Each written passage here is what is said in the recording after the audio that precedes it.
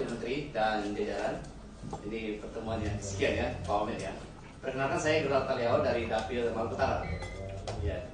Baik Pak, pertama-tama saya mau katakan bahwa kami DPD kita mitra, jadi kita ada untuk mau sama-sama menyelesaikan masalah jika ada di lapangan. Jadi saya dari Maluku Utara Pak, ada banyak masalah soal pertambangan. Tadi memang belum dibahas secara spesifik. Ada banyak hal yang nanti akan saya sampaikan di sini. Nanti saya serahkan Pak secara mewakili ya, sebagai bentuk dari pertanggung jawab publik saya. Yang saya serahkan kepada Pak Wamen. Jadi masalah-masalah pertambangan di Maluku Utara dan rekomendasi solusinya Pak. Jadi kita mau terlibat untuk ikut menyelesaikan masalah di lapangan. Baik Pak, pertama-tama kita mengucapkan terima kasih dulu buat Kementerian SDM karena sudah mengambil keputusan yang juga baik mengenai penarikan izin-izin usaha pertambangan yang tumpang tindih. Ya, karena itu jadi masalah ya. Banyak perusahaan yang sekedar dikasih izin usaha pertambangan tapi dia tidak produktif. Ya, jadi boleh ditarik ke negara, kemudian nanti akan diproses oleh peraturan perundangan. Itu yang pertama. Yang kemudian berikutnya, Pak, ini saya pertanyaan saja, ada beberapa poin pertanyaan.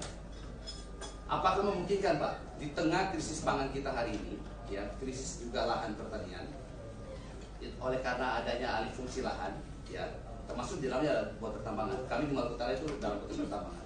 Apakah mungkin jika kemudian ada kebijakan jeda mengeluarkan izin usaha pertambangan baru, khususnya di wilayah-wilayah yang sudah sangat penuh izin usaha pertambangannya. Kami di Maluku Utara sebagai contoh saja, sebagai contoh, Kabupaten Taliabu itu Pak, itu satu pulau Pak, sudah ada izin usaha pertambangan, satu pulau. Bapak bisa bayangkan kira-kira bagaimana untuk perkebunan dan pertaniannya itu.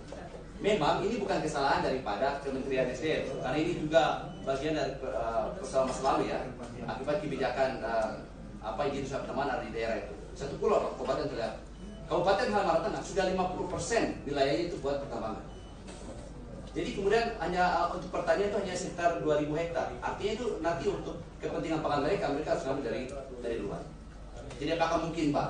Apakah mungkin dilakukan jeda izin usaha pertambangan buat daerah-daerah yang sudah sangat penuh dengan izin usaha pertambangan? Itu pertama. Ya, lalu kemudian yang kedua, ini terkait dengan konflik-konflik lahan yang terjadi. Jadi ini data banyak sekali Pak mengenai konflik lahan antara perusahaan pertambangan yang diberikan izin usaha pertambangan dengan masyarakat adat dan juga dengan masyarakat lokal. Nah, pertanyaan saya, bagaimana strategi daripada pemerintah di dalam konteks menangani masalah ini melalui pemetaan lahan? Jadi kan lahan ini kan secara umum di Indonesia ini kan bertuan Pak, bertuan. Artinya ini bukan lahan kosong. Bahkan hutan pun sekarang Mahkamah Konstitusi mengatakan bahwa ya ada lahan hutan adat dan kemudian hutan negara ya. Nah, artinya di lapangan kita dapati bahwa ada banyak konflik antara masyarakat dengan perusahaan. Nah, ini bagaimana? Kita berharap bahwa sebelum izin usaha pertama diberikan Pak Menteri, itu harus ada pemetaan lahan terlebih dahulu. Sebelum ada pemetaan lahan, sudah.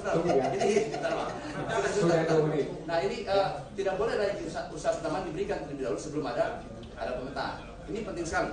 Lalu kemudian yang terakhir Pak Pimpinan ya. Yang terakhir. Ya. Saya mau bertanya kira-kira strategi dari Kementerian SDM bagaimana soal memitigasi dampak kerusakan lingkungan. Kami di Maluku Utara sebagai contoh. Itu ada 3 teluk, Obi, Buli, dan kemudian Meda, ya, ini industrinya di situ ya. Itu ikan itu sudah bisa dimakan. Nah, menurut saya ini penting sekali ada kebijakan mitigasi ya terhadap persoalan lingkungan semacam ini. Oke, segera. Itu strategi ya. Saya mau tahu strateginya seperti apa. Ya. Mungkin itu Pak Pimpinan, terima kasih Pak Wamen, terima kasih banyak. Saya kembalikan.